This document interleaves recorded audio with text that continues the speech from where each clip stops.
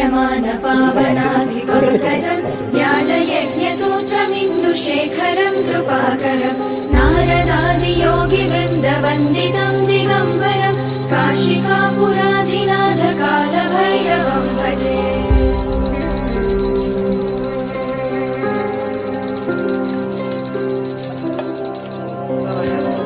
भानुकोटिभास्वरम् भवाब्दितारकम् वरम् नीलकण्ठमीप्सितार्धदायकम् त्रिलोचनम् कालकालमम्बुजाक्षमक्षशूलमक्षरम् काशिकापुराधिनाथ कालभैरवम् भजे।